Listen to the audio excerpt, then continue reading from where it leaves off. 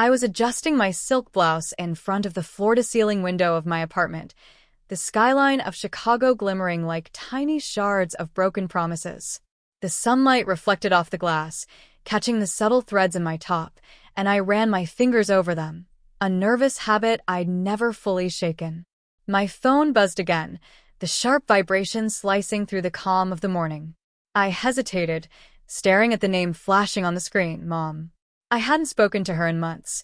Not since that dinner, the one where she looked at me across the table, eyes cold and sharp, and said words I would never forget. "You're not family." My heart had stuttered, a mix of disbelief and an old, familiar ache, but I had smiled through it, nodded, and walked away. I had promised myself then that I would never let that rejection define me. Now, years later, here I was, a successful interior designer, managing my own firm, with clients who paid for my vision without question. My success was hidden from them, quietly blooming like a secret garden. Yet, as I stared at the incoming call, a swirl of emotions tightened in my chest, hurt, pride, and a curious anticipation. Was this the moment I had been waiting for? I let the call ring, my hand hovering over the screen. The scent of fresh coffee from the kitchen filled the apartment, mingling with a faint aroma of jasmine from the vase on the table. The city hum outside reminded me of how far I had come and how ready I was. Today, the past would meet the present, and I would finally speak my truth. I remember that night vividly. The way the air felt heavy in our old family home in Boston, thick with tension and unspoken accusations. I was barely 22, fresh out of college, filled with ambition but still fragile from the wounds of constant judgment. My mom had been hosting one of her so-called family gatherings, the kind that felt more like a stage for her approval than anything warm or welcoming. I had just started a small freelance design project, timidly excited to show my talent, when my mom's sharp voice cut through the chatter. "You'll never amount to anything," she sneered, eyes narrowing as if she could pierce through my very spirit. "You're not family. You never really were."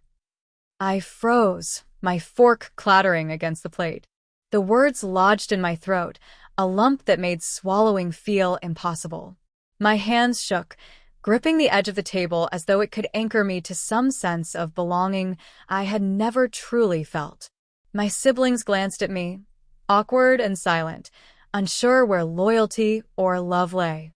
In that moment, my grandmother, who had quietly observed from the corner, reached over and touched my hand. Her wrinkled fingers were warm and steady. "Never let someone else's definition of family or success define you," she whispered, her voice soft but firm. "You have your own path. Remember that." Her words were a lifeline. I felt a spark of clarity amidst the sting of rejection. That night, after everyone had left, I sat on my bedroom floor, sketchbook in hand, tears mingling with determination. I would leave, I would work hard, and I would prove to myself, not to them, that I belonged, in every sense that truly mattered. I packed a small bag, took the few dollars I had earned from a local project, and made the decision that would change everything. Independence wasn't just a goal, it was survival. That symbolic sketchbook, worn and filled with ideas no one yet believed in, became my talisman. It reminded me daily that the only approval I needed was my own, that resilience was the kind of inheritance no one could take away. From that night on, I began to build my life quietly, methodically, each small step a defiance against the words that had once cut so deeply. Every late night, every challenge I overcame, every new skill learned was a quiet rebellion against the declaration, "You're not family."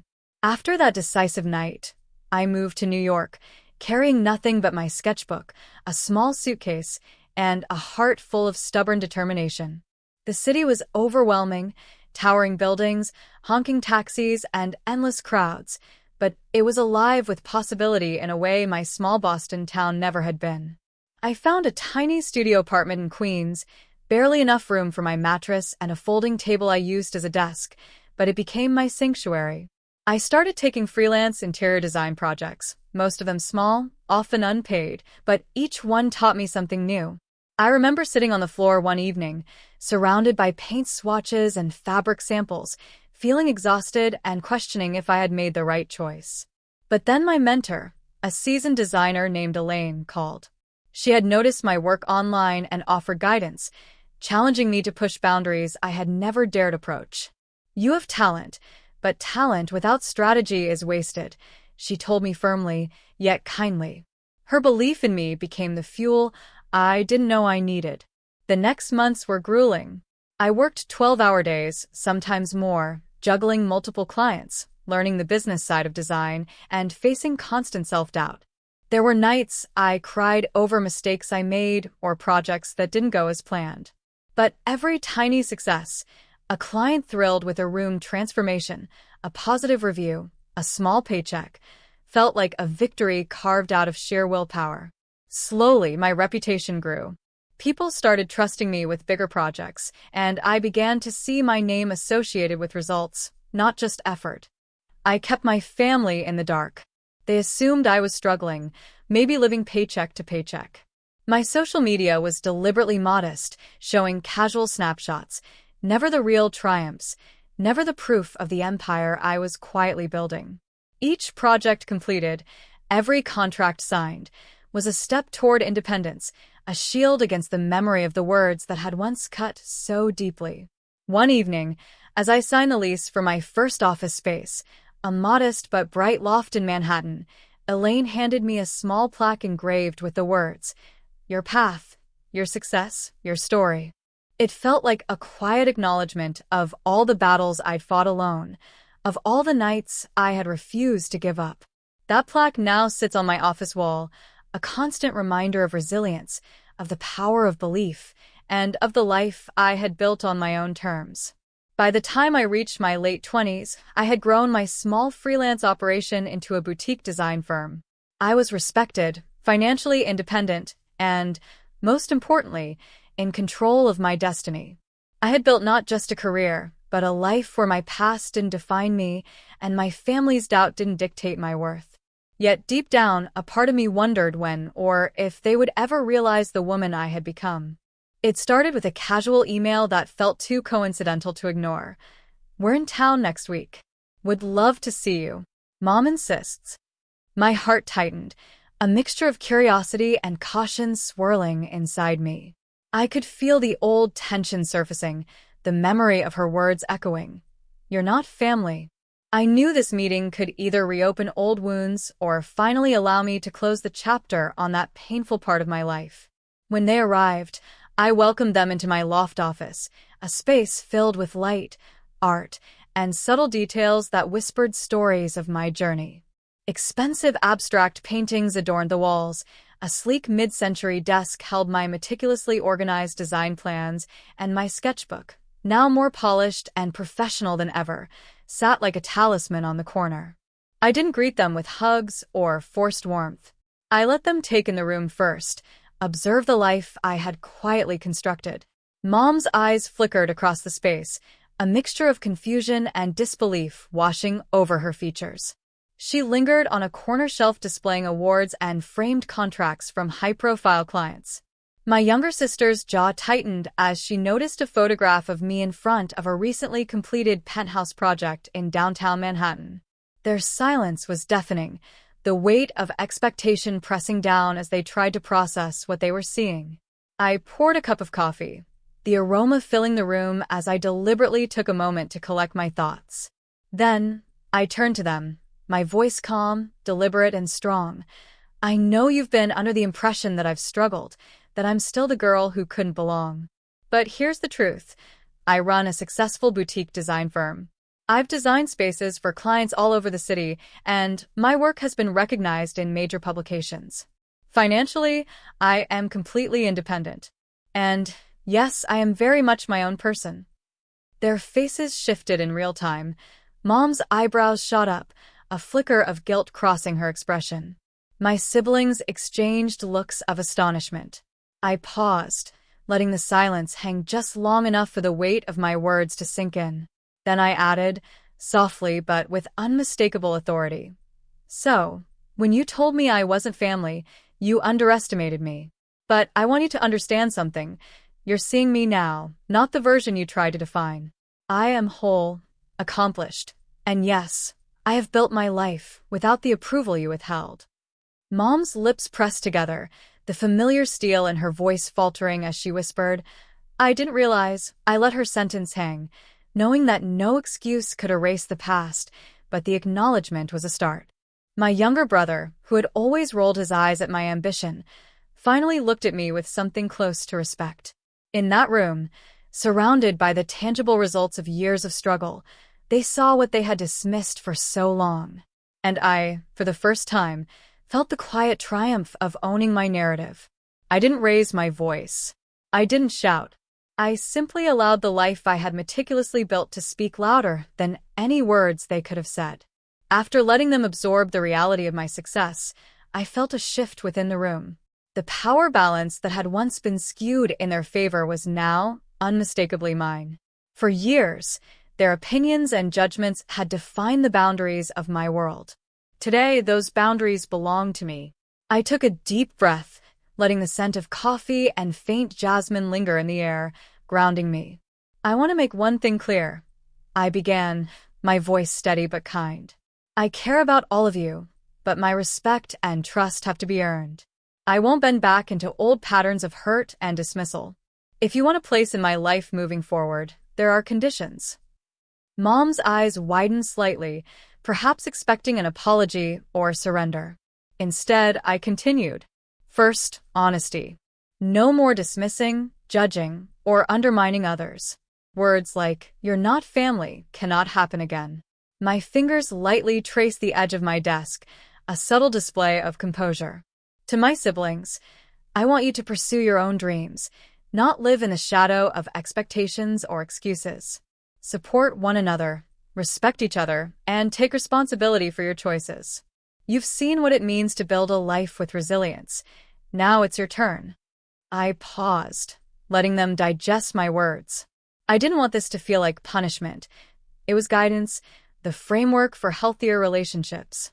"And for all of you, there's one more thing. You must acknowledge the value in each other's achievements, even if they exceed your own. Pride should never turn into judgment, and love should never be conditional."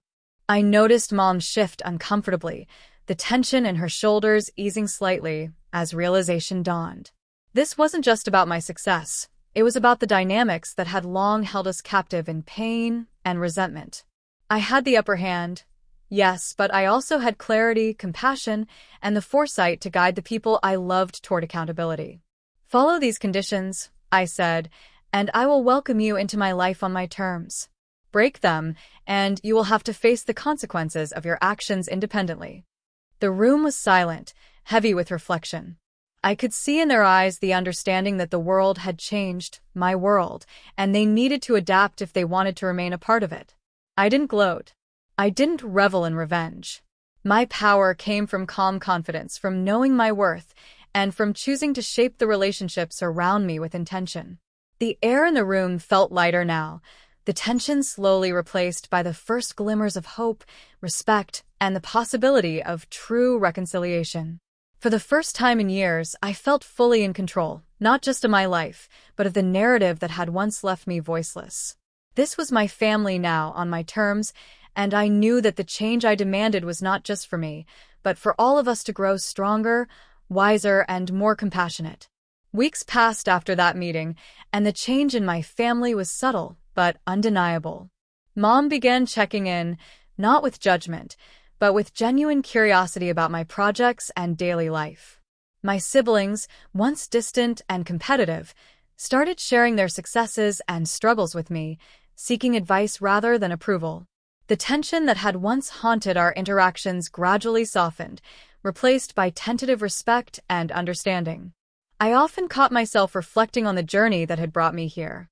From that painful dinner where I was told I wasn't family, to the nights spent alone in my tiny apartments, sketching designs and imagining a life I could call my own, every step had been a testament to resilience. I realized that the woman I had become was not defined by their recognition, but by my own unwavering belief in myself. One evening, as I walked past my office desk, my eyes fell on the old sketchbook my grandmother had gifted me, the one I had carried across states and years. Its pages were now filled with professional notes, client sketches, and ideas that had blossomed into tangible success. I touched its worn cover, feeling the texture of the leather beneath my fingers, and remembered her words. "You have your own path. Remember that." That simple advice had become my guiding light, my emotional anchor through every storm. Sitting by the window that overlooked the city skyline, coffee in hand, I allowed myself a rare moment of quiet pride. I had not only built a thriving career and an independent life, but had also transformed fractured relationships into ones grounded in accountability and mutual respect. The pain I had endured no longer weighed me down. It had sculpted the woman I was today, strong, composed, and unapologetically herself. I smiled softly, the hum of the city below blending with the warmth of my apartment. My past no longer dictated my present. I was free, not because they had finally acknowledged me, but because I had claimed my power and chosen my own narrative. And in that freedom, I found peace, grace, and a joy deeper than any recognition could ever provide. As I leaned back, letting the late afternoon light wash over me, I whispered to no one but myself. I am family. I am whole. And nothing will ever take that from me. Bottom of form.